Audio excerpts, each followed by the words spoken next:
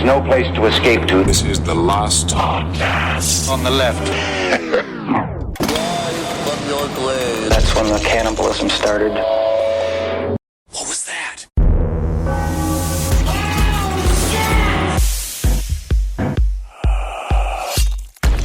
All right.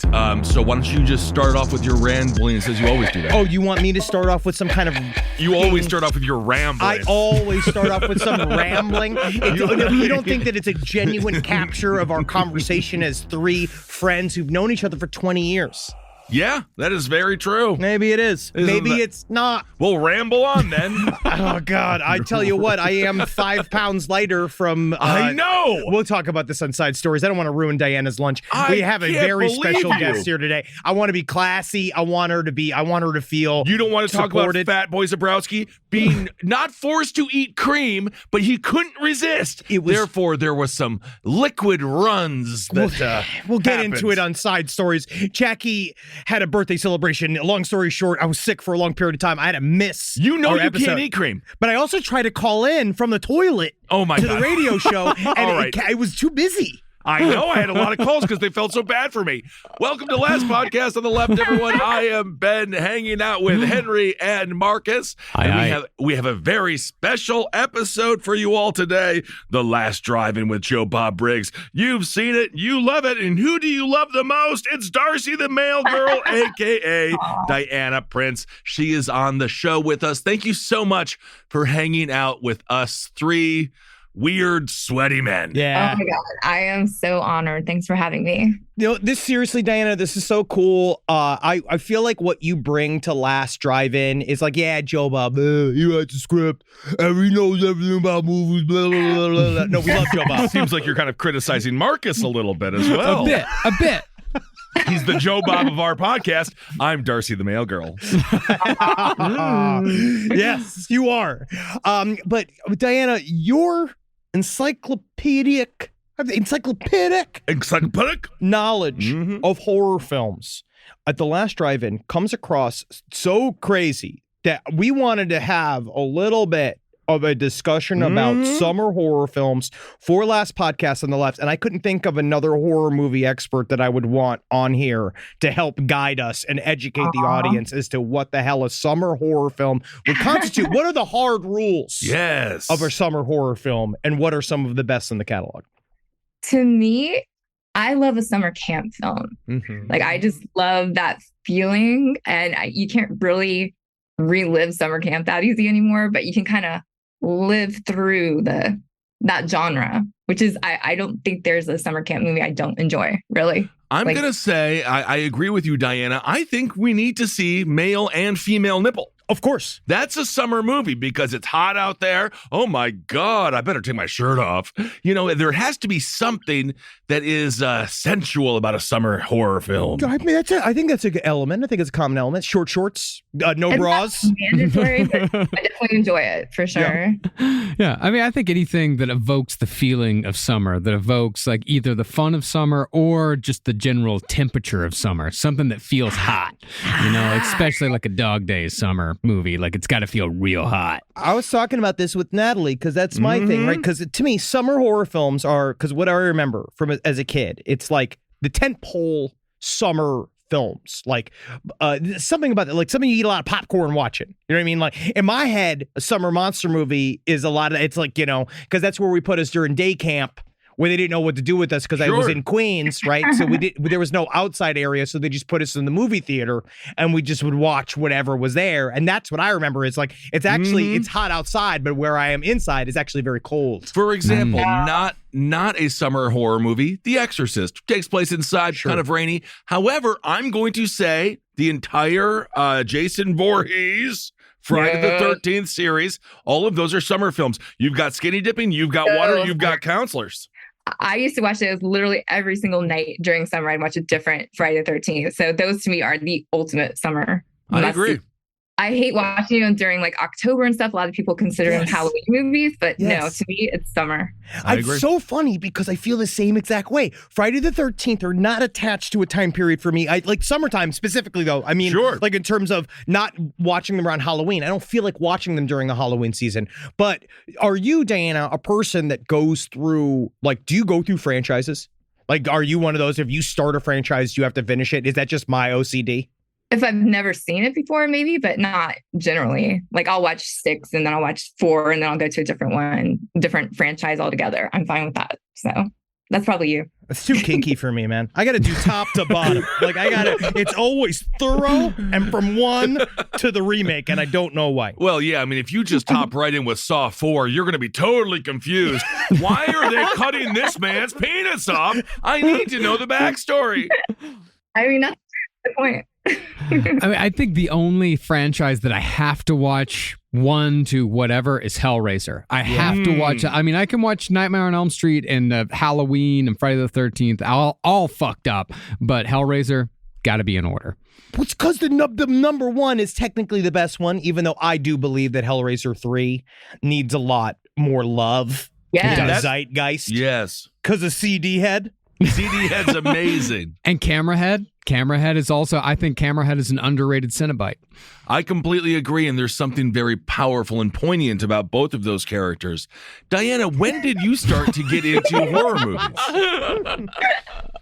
I'm sorry, what? When did you start to get into horror movies? Because it wasn't, it used to just be a big boys genre, and now it's so nice. It's universal. There's, obviously when we come to the Comic-Cons and when it comes to our genre of sort of true crime and paranormal, it's so diverse now. Ladies love it, apparently, which we didn't really know. I mean, when did you get into horror?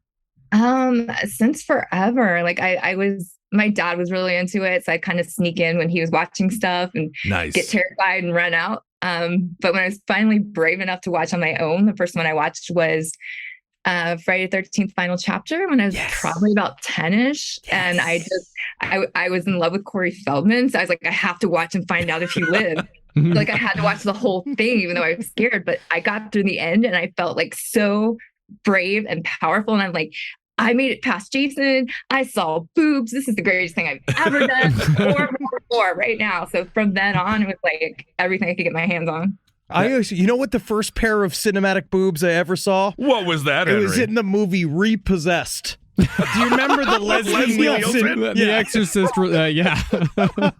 Man, pull your dress down a little bit, because she was pulling up from the bottom, and then she showed her the boobs. And I remember it was the first time I was watching a film with my mother and father, because they all love the airplane movies, and they're all like, very good. They immediately put boobs in his brain, and I was hooked. Yeah. I have a similar story as far as like enduring a horror movie, but just being able to like get through it and feeling proud that you got through it. The first horror movie that I truly remember watching was Texas Chainsaw Massacre 3, which has Viggo Mortensen, if you don't remember, one of his early roles. Yes. But I remember I watched it with a friend of mine during the summertime. We were at the lakes and like in this like unair conditioned lake house, sweating our ass off, and he peed his pants and I didn't. And so I felt superior, and I felt like I'd like accomplished them because I laughed through most of it and had a great time. Texas Chainsaw is another one that'd be great for summer. It's very hot. Very perfect. That's what we were talking about. That's my number 1 pick for midsummer. Like for the dog days of summer, my number 1 is the original Texas Chainsaw Massacre. Partly because, you feel the heat off of that entire movie. You feel the claustrophobia of extreme heat, especially extreme Texas heat, which is just the fucking worst. And the fact that the movie itself, like they said, the room where they were filming the dinner scene was something like 110 degrees in there with all the lights in the middle of a Texas summer. And it just, you feel the heat radiating off of that movie the entire time. You really do. Like you feel the uncomfortableness of it all. And also just the incredible beach body of Gunnar Hansen, and I miss him, and I wish that I could have been around him sensually.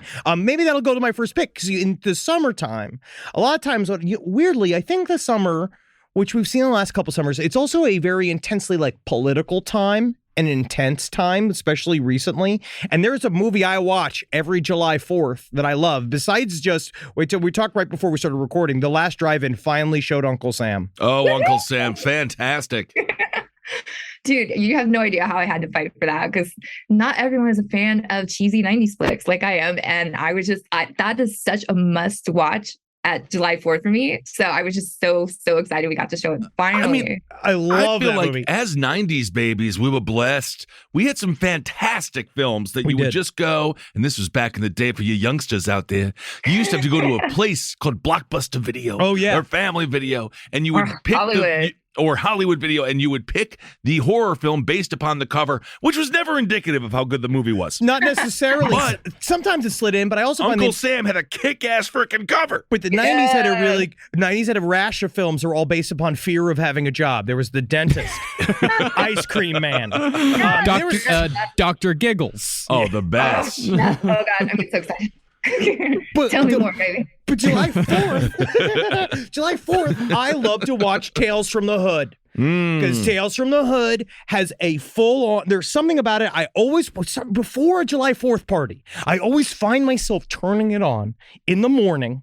I watch it as soon as I wake up with a bowl and a cup of coffee. Oh, nice. Because there's something about the bracing reality mixed with the high theatricality of that movie, where it is genuinely still very frightening. It is also got one of my favorite tropes in any film ever, which is puppets being dangerous. Anytime a small toy is dangerous, I love it. Maybe it's because I'm small as a person and I like the idea of everyone being scared of me. Sure. And if I put on a full photorealistic Chucky costume, I'd scare the fuck out of a bunch of people. You'd scare the hell out of me, that's for sure. But yeah, I just love that movie. There's just something about it. It has a cultural importance and it's got a great ensemble cast and it's just fucking, and it's brutal.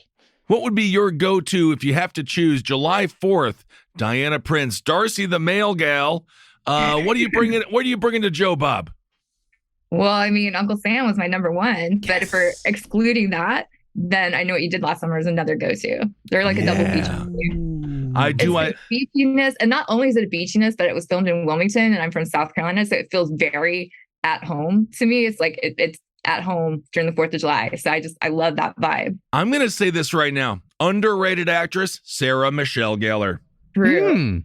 I like her. Really? Why not? But why yes? Why not? See? I wish she could do more. I wish she just embrace the horror genre and just come back and just be our scream queen right now. I'd love that. I agree. I Know What You Did Last Summer. She was in the remake of the Grudge, right? She was also in that. Yes. Yeah, and of course Buffy. That's a horror TV show. So she's got a pedigree. Right, she had a run there, but she kind of abandoned it. So time for her to come back. Realize we need her there. See, I like the American Grudge as much as I like the Japanese Grudge. Sometimes that doesn't always work. Same thing with Ring, right? The Ring, I actually thought that the American remake was actually better than Ringu. Whoa, but that's controversial. I don't know why. Maybe it's just because I like Naomi Watts. I think she's a great actor. Sure. And also it was very, very scary. Dana, let me ask you a question. Why do you feel like some of these, that type of actor, like Sarah Michelle Gellar and those people, why are they so afraid to embrace their genre roots? I think it just forever had this stigma that it's not real cinema. There's people that are known, whose names I won't mention, who are very much considered scream queens and stuff, who hate horror and kind of look down upon it and are not proud to be known that way. And that's super unfortunate because if it's up, I wouldn't want to do anything but that. To me, it's amazing. Be proud of that. Realize how much of a fan base there is that just lives for it, and be proud to be part of it. Kind of brings me to my first film that I want to mention. It stars, oh my God, she's one of our friends, Jennifer Aniston. Oh, we're so close with her. The Leprechaun. Leprechaun is a fantastic film, totally underrated. So you're bringing Leprechaun. Yes. I love it Leprechaun. Out of March. It's a March film. Oh my God, whatever. That's fair. It's definitely not a summer film. That's what I'm saying. It doesn't matter. Jennifer Aniston. She's barely in the film and she disavowed it. She's not barely in the film. She didn't disavow it. Why? She kind of did, yeah. She did? Yeah. Why? But but and I think one day she'll realize that it's her ultimate role. Like I think it's of her best role. Her. Yes, I agree. I love her forever because of Leprechaun, and she looked very summery in it. Like she had her like shorts on, her LA Gear sneakers, and she seemed very summery, early summer. And That's what I'm saying. I mean, this is the thing. I will say Kissel's brain is timeless. And he's actually never quite sure what day or week it is. That is true. So I think that's actually very appropriate. You could have a St. Patrick's Day film in the middle of summer. Yeah, why not? Well, there's no rules. This isn't Scream.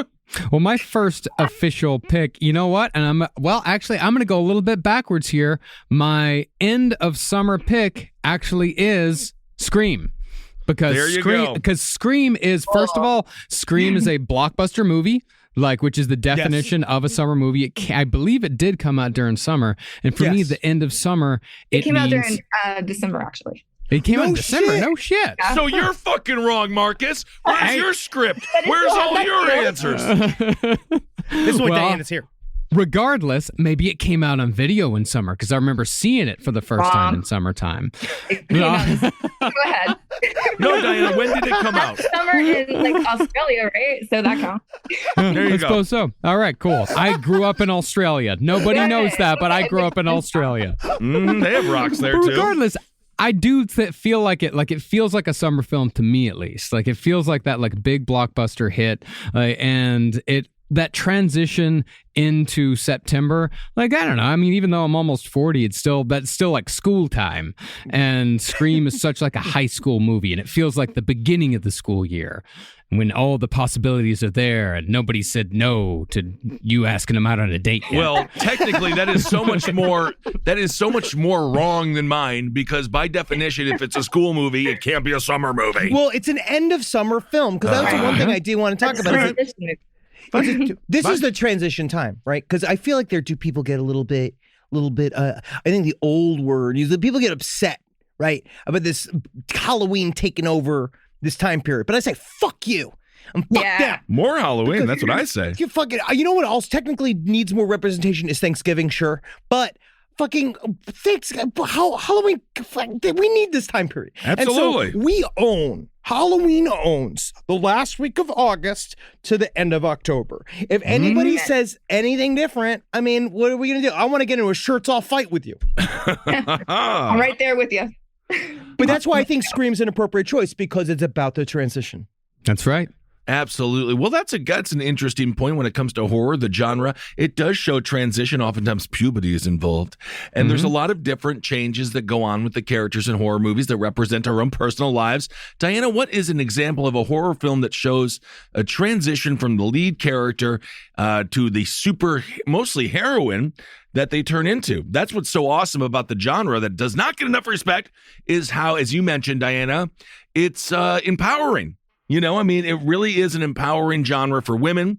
Obviously, there's a lot of content that is triggering. There's sometimes some abuse, but the revenge is amazing. I know. I mean, sometimes that's very cathartic. I've definitely talked to a lot of people that have gone through, sexual assault and whatnot, and they'll watch I Spit on Your Grave over and over again to just feel that hell yeah revenge thing that they can't get in real life. So that's very empowering. For me, it's Alice in Nightmare on Elm Street 4. She starts off so shy, so scared, can't look at herself in the mirror. And then at the end, she's kicking all the ass. So I love her and relate to that so hard. And that definitely empowered me when I watched it the first time. It's really interesting because I actually rewatched 4, and I really just forgot how much I love that movie. This is Dream Warriors, right? No, it's not Dream Warriors. It's the next one. What is it, Diana? Dream Child. Dream Master. Dream Master. There we go. Dream Child is 5. Yeah. Child is 5. Because that's my most watched of all of the franchises. I think I've watched The Nightmares the most. Yeah, well, 3 and 4 are the ones I've watched the most of Nightmare, but Nightmare is my most watched franchise next to Hellraiser and Phantasm. Phantasm is my favorite franchise because you get to watch them age in real time. That was fantastic. It's a hell of a choice. That's what I like. But in terms of transition, this is the other transitional, because I want to talk about this. My number one transitional movie from summer to fall is Poltergeist. Oh my goodness, that girl was haunted and she died. She died. She had a disease. No, she said that she died because of the movie. What happened, Diana? You don't think so? There's some oh Lord, y'all need to just Google that. Didn't she get murdered? There's a lot of complicated stories around it, but what I have been led to believe is some stuff happened to her because of a sexual assault thing. Yeah. Oh, I didn't know. I thought that I thought Carol Ann, didn't she have like a kidney disease? Oh, wait, which one? They actually both got. I thought we were talking about Carol. So that is kind of what look it up. I don't want to talk too much about it. Plus, I don't want to be incorrect with my facts. But definitely, Diana, no, you know what, Diana? You're here to talk about the movies. I know you know the movies. You don't got to worry about the information. Technically, that's on Marcus. I can see his little fingers here clicking right now. It's that's his power. There's the real official story of her, and then there's the thing that people kind of know that kind of put it out there. So it's like, how much is rumor, how much is not, which is right. Right, you know, but so still, we'll go with kidney for her, and then the sister was actually murdered. She was murdered, Wow. right? Yeah. You could see the worried look on Marcus's face as he's now learning the truth of what happened to Carol Ann, which is actually very. I can. It's one of those where like there's an official cause of death, and then there's a read between the lines cause of death, and it's quite horrific. Very good. Yeah. As long as but I want to go back to the film. Go back to the film. As long as it has nothing to do with Craig T. Nelson, I'm fine. Yeah, Craig T. Nelson's innocent. Good. He's good. He's innocent. But what I He's love about Poltergeist has, like, it still freaks me out. To this day, It freaks me out. Like, I don't know what it is about that movie, and I don't know if it's because you start the movie sort of in the comfortable hands of Steven Spielberg. Like, you definitely are in it's his film for a little period of time, and then it becomes a Tobe Hooper movie, where you see you feel that kind of sense of familiarity, the way that Spielberg can more than anybody else. Like, if you guys don't know, Tobe Hooper directed Poltergeist, but Steven Spielberg executive produced it and had a very heavy hand when it came to how that movie got done. And Spielberg, you could kind of feel his. He would disagree with that, though.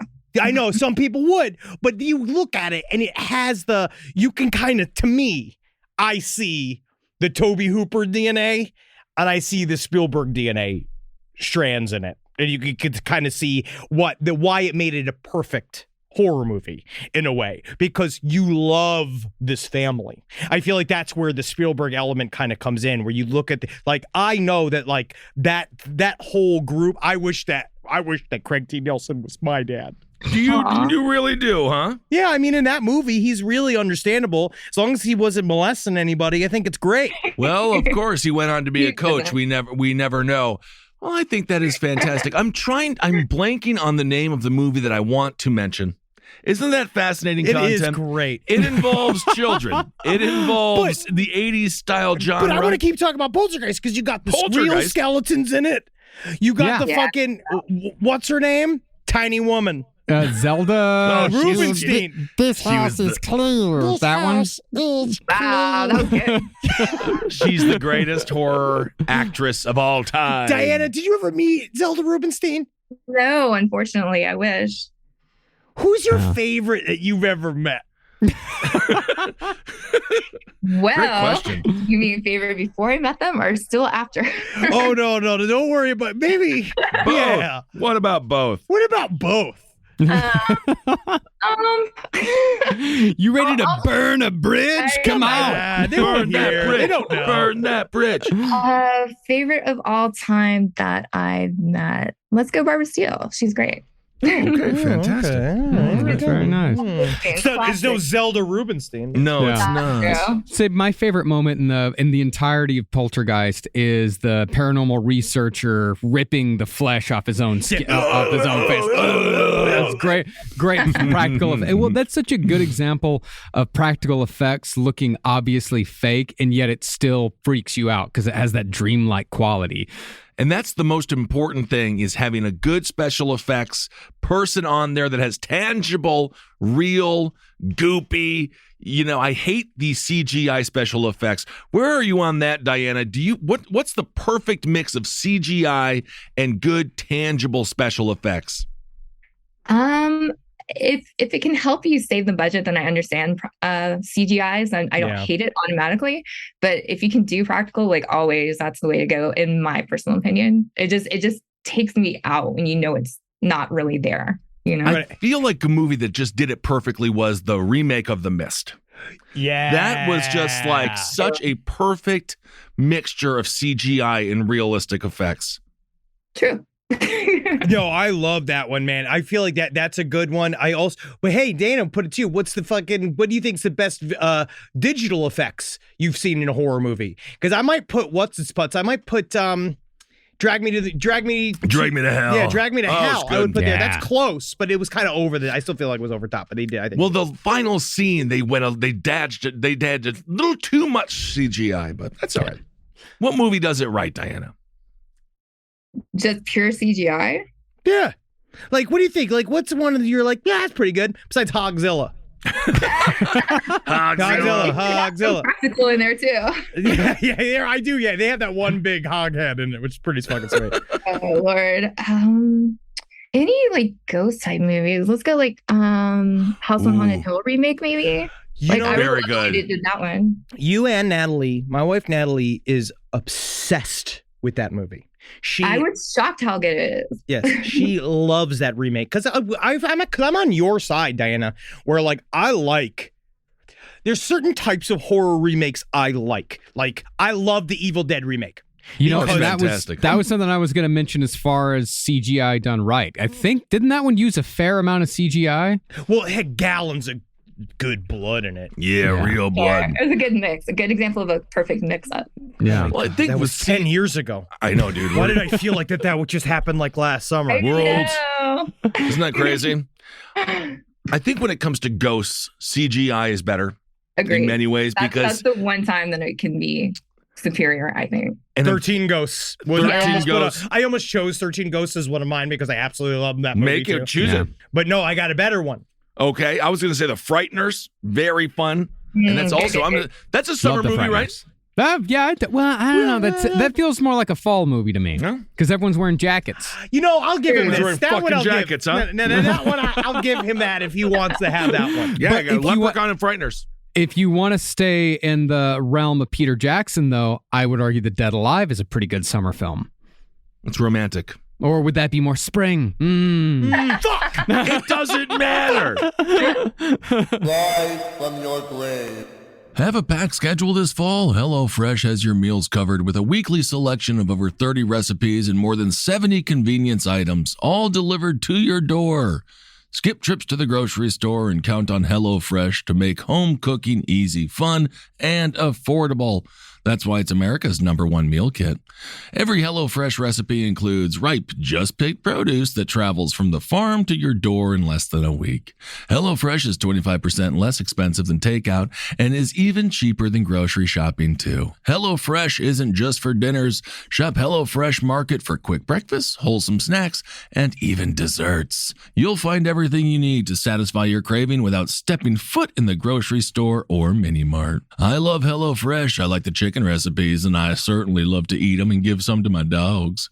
Go to HelloFresh.com/LastPod16 and use code LastPod16 for 16 free meals across 7 boxes and 3 free gifts.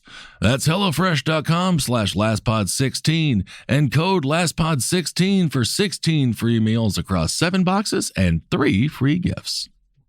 A roast as dark as the night, perfect for fueling the cryptid research and mad ravings required for your podcasting. Don't mind the red eyes, he's just trying to warn you of the bridge. The bridge. Finally, from the caffeine-addled brains of Spring Hill Jack Coffee and Last Podcast on the Left, we bring you Mothman's Red Eye Blend. Yes, delicious Panama beans. Go to lastpodcastmerch.com to order yours today.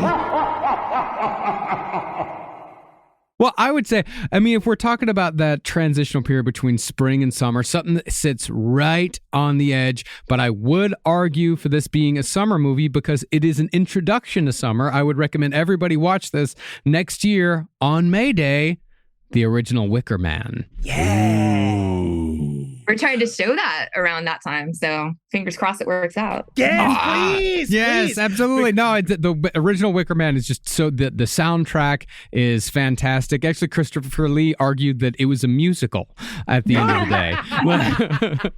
Like that's what he told. Like he came in like in the middle of the production, like near the end of the production, and announced to everyone like, "Behold, we are creating a musical."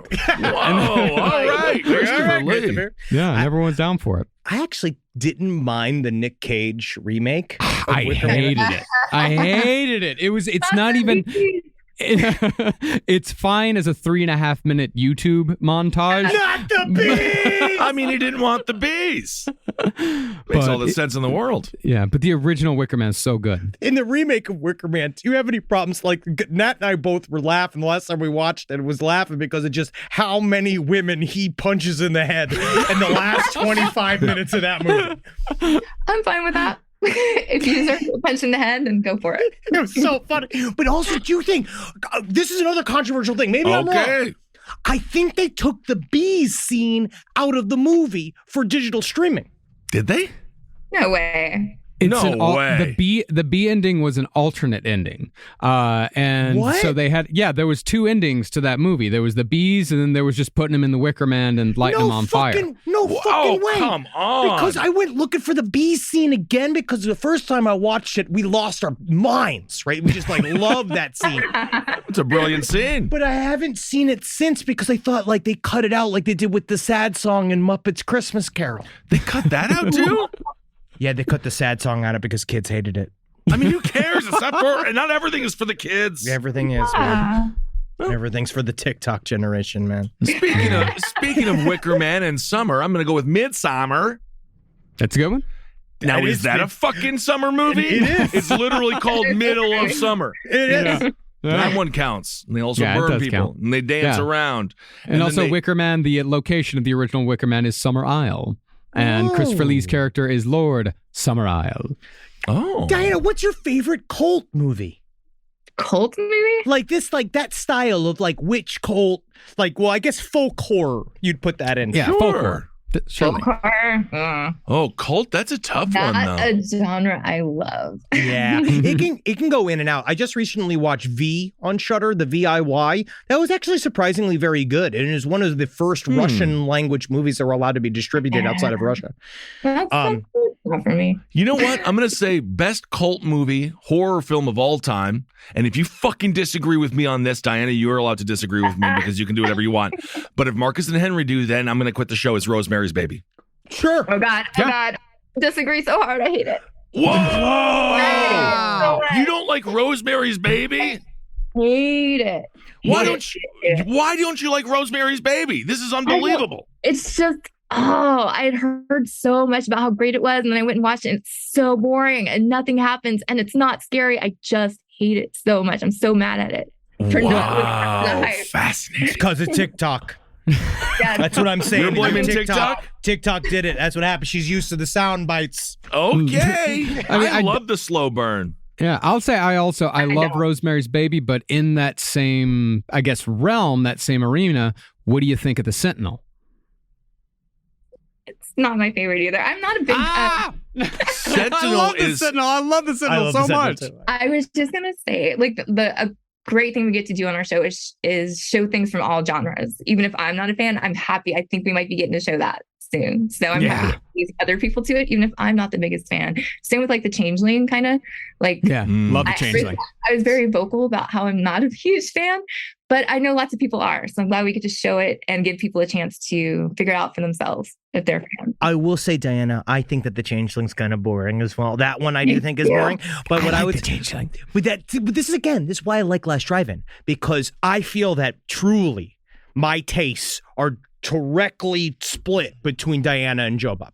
And that I think that there are movies that are Joe Bob movies for me that I love. Sometimes there are just atmospheric movies that I just like being on in the background. Like Rosemary's Baby to me is a party movie. You know what I mean? It's a movie you put on a screen with no audio and you have music playing and it's just like one of those things that kind of plays in the background like during a Halloween party. Like that's what I would do. But these standards have changed. Yeah. I mean, The Sentinel, it's a fantastic film if you think about Beverly D'Angelo. Yeah. My God. And then she went on in Christmas Vacation, she married Chevy Chase. It's all fake. I know. But if you think about it like it's not, what a life, huh? What is your favorite Joe Bob movie, Diana? Like literally, because you know what I mean. I know because he likes some of the older shit. He's got a traditional stripe inside of him. What is your favorite of his choices?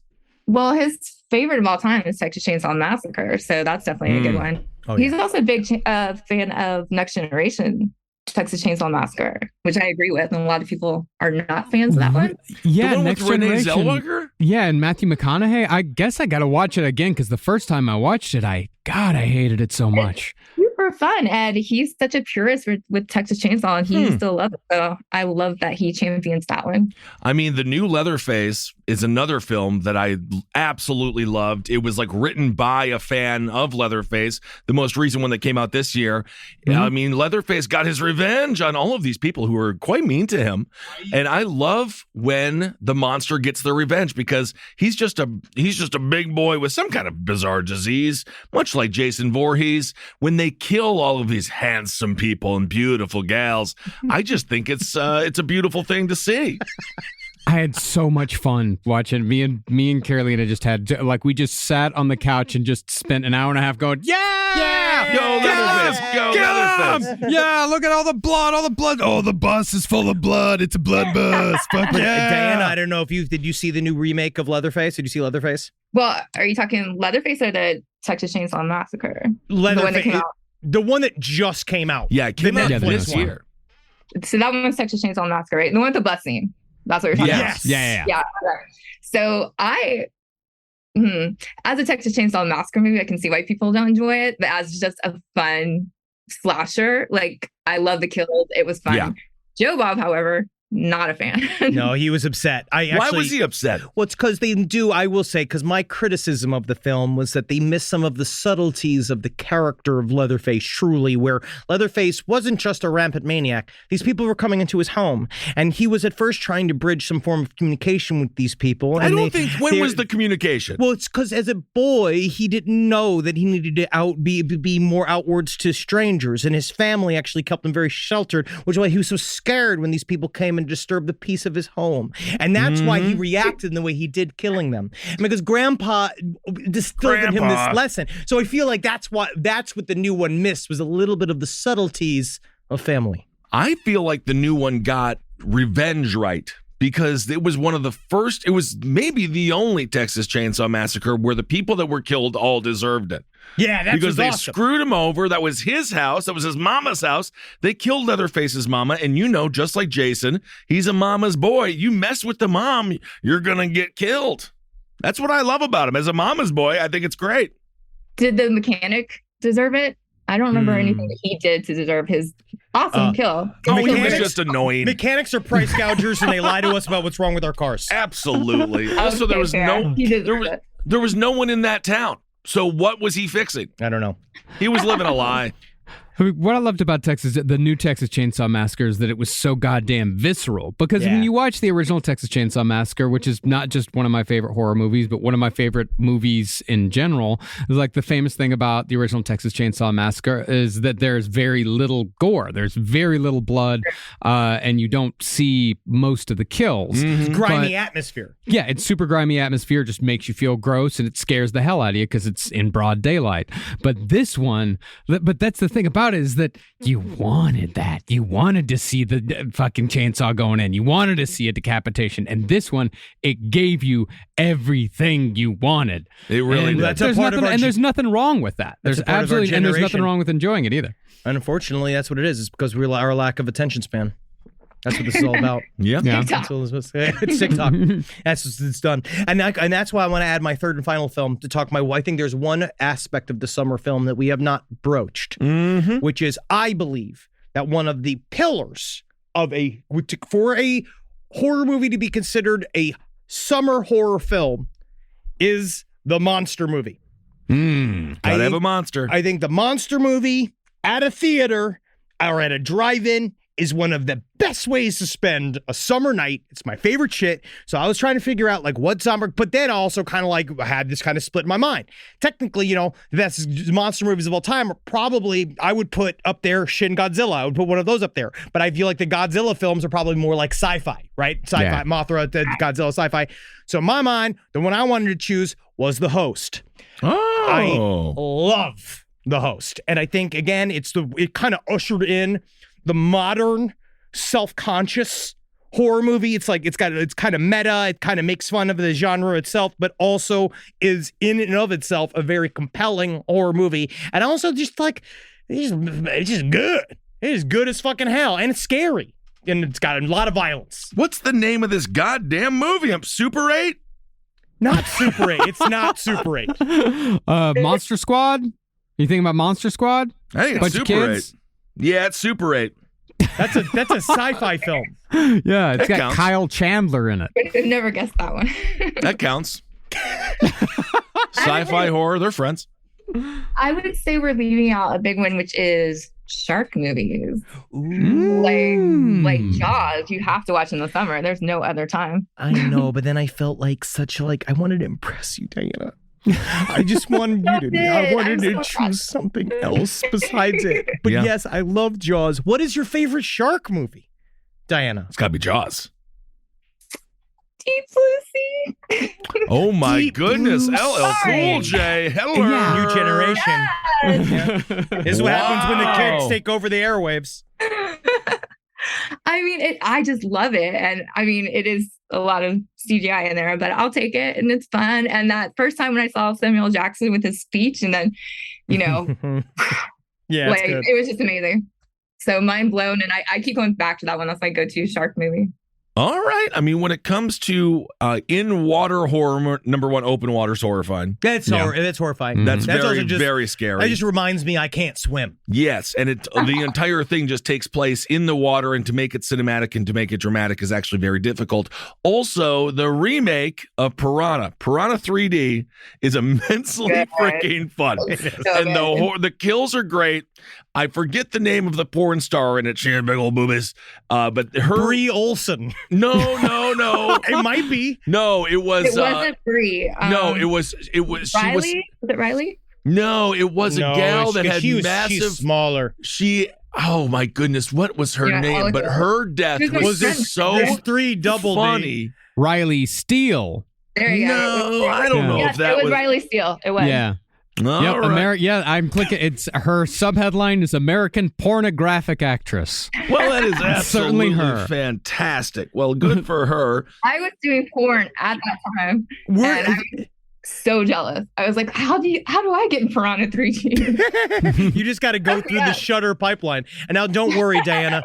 You can be in you could be in Piranha 3G. Oh. It is going to be, they're ready for you. Double G. Yes. I think that's time for that. But there's something about water and people being in said water and then having sea creatures kill them where you feel so powerless. And that's why they actually scare me almost too much, where I can't really watch them because I don't think I'd win in real life. With every other horror movie, like I had a dream, I've had 2 Freddy dreams, and both of the times I did win. So it kind of works. I was like, sweet, I beat Freddy. And we kissed. But when it comes to any sea movie, I'm losing. I'm drowning immediately. Yeah, because the water can get you. The water is inherently its own like scary monster. So it's like you have to fight a bunch to win this. It's really hard. I was thinking of Gianna Michaels. Gianna Michaels. Rise from your grave. Hey, what's up, everyone? How you doing? Ben Kissel here with Henry Zabrowski. Yeah, it's me, man. Yeah, bro. Henry Zabrowski is smoking some of that sweet last podcast on the left, babe. So go out there and purchase yourself some. I hope you enjoy it. We have sativa, we have indica, and we have a hybrid. And I have to tell you, from my personal experience, they are wonderful. Super tasty live resin. You really get that delicious weedy taste, which is what I like. And 3 different experiences. You go to your local vape store and get it. Absolutely. Thank you all so much for supporting the show. We absolutely love you. Can't wait to see you on the road and get that vape, put it in your brain, and have a good time. And if you want us at your favorite weed store, give them a call and ask for them by name. Absolutely. Last podcast on the left, it's weed. Hail yourselves, everyone. Hail Satan. What's your third pick, Marcus? I already had all three. It was Texas Chainsaw Massacre, Scream, and Wicker Man. Man, but Wicker Man's my number one. That's what I will say is like that. That's what you got to. I mean, I think you still have to wait till next year, but you could enjoy Scream right now, and it's still hot as balls here in New York, so you could definitely still enjoy Texas Chainsaw Massacre. Can I ask everybody? Okay. Where the fuck is our octopus movie? Ooh, that's a good call. Where is a good Is there a good horror octopus movie? Well, I know. I don't think that Ed there Wood is. had an octopus in one of his horror movies. Remember the scene in Ed Wood where Martin Landau is out in the pond at 3 a.m. just going, yes. Yeah, there's my octopus teacher where that guy tried to fuck that octopus. Yeah. That's Did you see that, Diana? It was weird. Which one? It was called My Octopus Teacher, and it was about this guy got like really he got like weirdly physically close with this octopus, and he's like, we can communicate. And it's like, I don't know, that's a horror movie because it really is just about this guy trying to fuck this octopus. There's a really old one. It came from Beneath the Sea. That's kind of octopusy. I guess that counts. And there's a really cheesy, like I think straight to video or something called Octopus. But we need like a really good, scary octopus. The giant squid thing used to always scare the shit out of me. Yeah, dude, because also now giant squids are fucking real. Like because of the warming temperatures, they're all coming up to the surface. Yeah. The octopus that scared the shit out of me when I was a kid, was one of my favorite movies when I was a child, was King Kong versus Godzilla.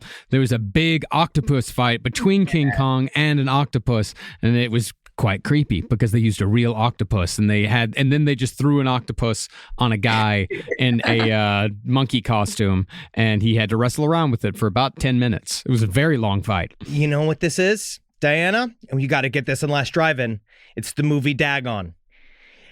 Okay. Have you seen Dagon? I feel like I did a long time ago, but I don't remember it very well. It does sound like a Texas man who stubbed his toe on the bed when he got up in the middle of the night. Dagon! But I no, definitely remember people recommending it to me, so I think I checked it out, but I have no strong memory. That's what I'm seeing here now because it's Stuart Gordon, who we all love. Yeah. This might be a good B-side. This might be a good one for because in Last Drive-In, do you guys talk about what goes up first and what goes up second? For sure, yeah. Like, this is a good second movie. Those are the ones I generally like more. Yeah, me too, because they're the super weird ones. Well, Diana, when it comes to your work, what movie would you recommend that you are in that people should watch this summer? Plug that shit. Plug that shit, dude. Absolutely. I'm not plugging anything I've ever done. Just stay away from it. Evil Bong 666, perhaps? Hey, come on. I liked it. Evil Bong 888 just came out, and it is my biggest role I've ever done, and they named me Tom Atkins. And my whole motivation for being in it is to be able to afford streaming services and feed my pet lizard. So there's that. Hey man, fantastic! That's movie making. Are you trying to get into more movies now? Like I know you joked about it before. You wanted. Not at all. Like I've never considered myself like an actress. I kind of just do things that are fun. Mostly I come in for quote unquote cameo kills. Yeah. I just did one. Oh, can I talk about this yet? I don't know. I signed an NDA for something coming out in October, wink, wink, where I got a really fucking cool kill. And that's awesome. But that's, Diane, I'm the same way because I always wanted to be like, seriously, anybody who's making a horror movie, get me in there just to be murdered. I absolutely love it. Yeah, exactly. It's so fun. And so I got to be killed by a very legendary character in this one, so that's just amazing, and you'll see it. I promise you. Fantastic! That's so fucking awesome. Well, all right, Diana Prince. This was so cool, Darcy Diana. the Mail Girl. This means so much to us. Thank you for fucking hashing it out with us, talking some movies. I hope that our audience can go and go download this shit, go buy. Absolutely. You know what I want to press? Honestly, fucking buy a Blu-ray. Yeah, buy Blu-ray. I've been buying Blu-ray lately as well, and I'm loving it. I think it's time to get back to physical media and get back into it. You get higher quality film transfers, and they can't take it away from you. Because I just had that happen to me. I bought Dune on iTunes. Man, that's supposed to be mine. And they took that away from me. It's true. Joe Bob's a really big advocate of physical media. He's very exactly for that reason. It's you quote unquote own it, but it could go anytime. And also they can edit it anytime and take out whatever they want. And it's a whole different movie. I'm also currently stalking your Instagram page, and I'm really upset that you got to meet Danhausen. He's a fantastic pro him. wrestler. He's like this. He's got this character where he's like a horrible magician, and he keeps on being like, "I put a spell on you," but then the wrestlers are like, "No, you didn't." And that's it. But if Diana knows, I think that you might even like. You'd probably like wrestling even more than you like horror movies, right? Oh, no. Horror first, then wrestling, for sure. You got that wrong, you fucking idiot. Yeah, she likes me better than you. Nice. Definitely, I love wrestling, and I want to incorporate it like as much as I can. Like every season, it's like, how about this wrestler? How about this wrestler? Let's have Chris Jericho on all the time. Why not? Oh, he's a real stud muffin, that Chris Jericho. He's always very has handsome. been. I saw him. He's super knowledgeable though. Like I'm just the first time I met him, like it was like, cool, you're a legend, whatever. But then he started talking about like he really got me with which my favorite go-to summer that isn't Friday 13th is Sleepaway Camp 2. So he started talking about that immediately, and I'm like, we are best friends now. That was another one I got because of the cover. You got the knife going through the shoe, or is that part one? Either way, it's awesome. But then it turned out to be like amazing. Like I like Sleepaway Camp 2 much better than the first one, honestly. It's boob, but like bonus right there. It's so good. Sleepaway Camp 2 is really good. You guys surprised me again. It's another one of those that I would never have watched, and it's a great one. And it's just fucking great. It's great. And then you get to meet Felissa Rose all the time, who sounds like she's a hoot and a half. She is just the best. Like her energy and just positivity is just amazing. She was there in the first when we did the first marathon, and I was so scared, and I didn't know she was going to be there. And I walked out, and the Felissa Rose sitting in the lobby getting ready to ride to the set with me. I'm like, talk to you. But she was so nice, and she helped me get through it. And she's the best. That is fantastic. I try to communicate with Bill Moseley, who's like also like that's one of those two. But I felt like, man, he must get so sick of the fat men. I saw him like in the being airport. nervous around him. Like he's going to be like, Mr. Moseley, I did well in your films.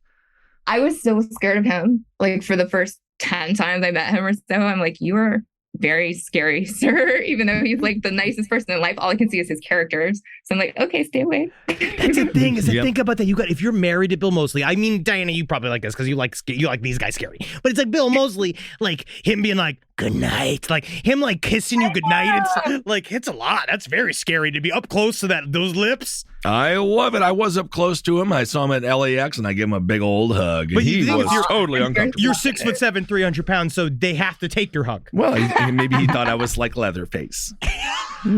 Well, this has been fantastic. Thank you so much, Diana, and thank you so much for keeping horror alive and well. It's amazing. Joe Bob is still at it, and it's so cool. Yeah, it's just fantastic. That's the best genre that has ever existed. Is there anything else you want to plug? You want to tell people where they can find you at? Was there anything you want them to see? I'm not a big plugger. Just our Halloween specials in October if you want to check it out. Oh yeah, we will. It's a good time for it. And I'm gonna live watch it because that's why I always like. I like to see. It's the only time I've used Twitter in the last like year, 2 years, because I absolutely hate that thing. But I use it for Last Drive-In because it's the only. Appreciate that because that was a part of the thing that we planned. It just kind of happened when the like internet broke, quote unquote, when we did the first marathon, and I just went online trying to get everybody to like hold on until like we came back and fixed everything, and it just became a tradition then. So like I live tweet during the whole freaking show always. So thanks for being part of that. It's just so cool. The hashtag Mutant Fam is out there. We know that we got a big crossover, and I can't wait to see everybody at the Last Drive-In. Absolutely. All right, everyone. Well, thank you so much for listening to this special bonus episode. Not bonus, it's just a special episode. It's just an episode, man. We did this. Check out everything Diana Prince has been a part of, even if she doesn't want to be proud of it, because she should be proud of it, because Diana, you did great, amazing work. And you're just a wonderful, it's been really nice chatting with you. It's been wonderful. Thank you so much, Diana. Thank you for having me. Rise from your grave. All right, there it was, our conversation with Diana Prince. Another perfect interview. Oh, we nailed it. She's great, right, though? She's so, like, she knows a fuck ton about movies. She knows a lot about movies, doesn't like certain films that I'm a little bit surprised about, but you know what? That's humans, isn't it? It is. Don't humans always surprise us a little bit? That's right. But now we're going to finish our summer break. I'm certain right now I'm down in Puerto Vallarta, and I have a bunch Punta of. del Este. I have bought a bunch of like it's me, and then I have all these families around me. Sure. And they're like, thank you for coming. Why not? And I make a little school. I teach them all about history, and that's what I'm doing for my summer break. What are you doing for your summer break, Marcus? At this moment, when this episode is released, I'm going to be in Vermont. In the forest. Vermont? Yeah, dude, I fucking love Vermont because that's where all the forests are and the trees. And I just get trees because I need trees. I love trees. I might be around trees also, or I might be around some big earnings. Big earnings. Gambling. Are you just going to spend the entire summer break gambling? Gambling? No, not really. Maybe I'll go see Thunder Down Under and look at some Australians get ready for our tour over there. Yeah, I'll go look at some dick with you. We're going to be in Vegas well, together, the thing man. is, they don't show the dick; they reference the dick. That's stupid. No, that's the point. That's the ooh, when we're gonna see it. That's what show gets the dick. No, because women are weird. Like they don't want to see the dick. They want you to think. They want to form the dick in their minds. I think all of this is being made by men. No, it's not. Thunder Down Under is. I've been to an event, and it was women, and it smelled like women. Ugh. Yeah, it was weird, bro. I see. It was real weird. I see. All right, everyone. Thank you so much for listening. Hail yourselves. Scariest moment of all. Hail Satan. Congratulations. Hail gay. Do you mean it smelled like perfume? No, it smelled like it. They needed perfume. Woo. My God, I almost got pregnant. That would be bad. Yeah. This show is made possible by listeners like you. Thanks to our ad sponsors, you can support our shows by supporting them. For more shows like the one you just listened to, go to lastpodcastnetwork.com.